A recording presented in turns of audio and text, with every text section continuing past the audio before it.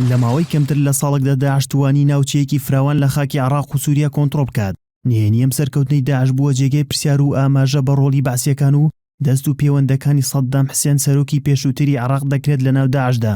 ئاژانسی ڕۆیتەر چاوپێکەوتین لەگەڵ چەندین کەسدا کردووە کە ژمارەیەک سەرکردەی حیزبی بەعسی هەڵوەشاوە و ئەندامانی هەواڵگیری سەربازی و دیپلۆماتکاری ڕۆژئاوا و 35 هاوڵاتی عێراقی تێدایە کە لە ناوچەکانی داعشەوە بەرەو هەرێمی کوردستان هەڵاتون و باز لەوە دەکەن کە بەعسیەکانی ناو داعش تۆڕەکانی هەواڵگیری و تاکتیکەکانی مەیدانی شەڕکردنی داعشیان بەهێز کردووە و پۆستی باڵان لە ناو داعشدا وەرگرتووە. هیشام ئەلهاشمی کەشیکەرەوەیەکی سەربازی عێراقیە و لە حکوومەتی پێشووی عێراقدا کاری کردووە بە ڕۆیتەرزی ڕاگەیاند لە کۆی 23 پۆستی گرنگی داعش بەعسیەکان 3 پۆستی زۆر گرنگیان بەدەستەوەیە کە بریتین لە ئاسایش و سەربازی و دارایی. یەکێک لە فەرماندە هەواڵگیریەکان کە لە ساڵی 2003 تا 2009 لە ناو هەواڵگیری نیشتیمانی عێراقدا کاری کردووە بە ڕۆیتەرزی ڕاگەیاند ژمارەیەک لە ئەندامە کۆنە بەعسیەکانی ناو داعش ئەو کەسانن کە لە ڕابردوودا بە تۆمەتی بەعسی بوون لەلایەن حکوومەتی عێراقەوە لە سوپا و حکوومەت دوورخراونەتەوە.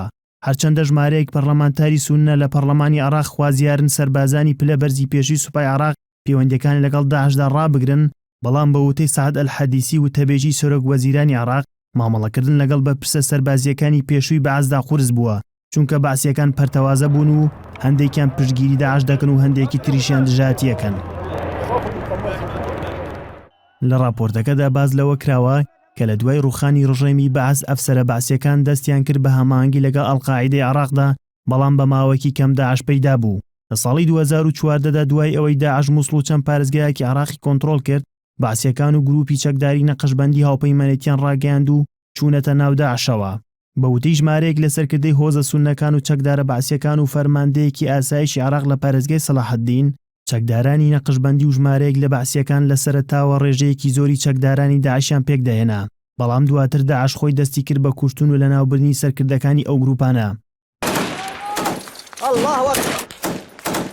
بە وتەی فەرماندەی ئاسایشی سەلاحەددین، بە ماوەیەکی کەم دوای کۆنتڕۆڵکردنی تکری لە حوزەیرانی 2014دا لەلایەن داعشەوە، سەرکردەی دەستە سەرەکیە سونیەکان لە ماڵی ئەندامێکی حیزبی بەعس کۆبوونەوە و داعش دوو هەڵبژاردننی خستبەوە بەردەمیان، یان بکشێنەوە و واز بهێنن یان لەگەڵیاندا بمێننەوە.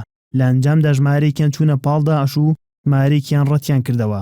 ئەو کەسانی چاوپێکەوتنیان لەگەڵ ڕۆیتەرزدا کردووە دەڵێن ژمارەیەک لە ئەندامانی پێشووی حیزبی بەعس کە چوونە ناو داعشەوە بریتین لە ئەیمەن سەبعاوی برازای سەدام حوسێن و ڕات حەسەنی ئامۆزای سەدام حوسێن کە هەردووکیان لە سەردەمی سەدام حوسێندا منداڵ بوون. مارەیەکی تریش لەو بەرپرسانە ئەبوو ئەحمەد ئەلعەلوانی کە نەقیبی هەواڵگیری بووە لە سەردەمی سەدام حوسێندا و ئەبوو موسلیم تورکمانی کە هەندێک کەس لەو باوەڕدان کە تا کوژرانی لە هێرشێکی ئاسمانی هاوپەیماناندا جێگری ئەبوو بەکر بەغدادی سەرکردەی داعش بووە. هاشم ئەلهاشمی شیکەرەوە ئاماژە بۆ دەکات داعش دەستگایەکی هەیە بە ناوی ئەلئەمنیە کە 6 لقی هەیە و هەریەکان بەرپرسیارن لە 6 جۆری جیاوازی ئاسایش. بەرپرسی دەستگایەکە ئەفسەرێکی هەواڵگیری فەلوجەی سەردەمی سەدام حوسێنە بە ناوی ئایاد ئەلجومەیلی. ئەو کەسانی لەگەڵ ڕۆیتەرزە چاوپێکەوتنیان کردووە دەڵێن دۆخی ئەمنی زۆر تون لە شاری موسڵدا پێڕەو دەکرێت.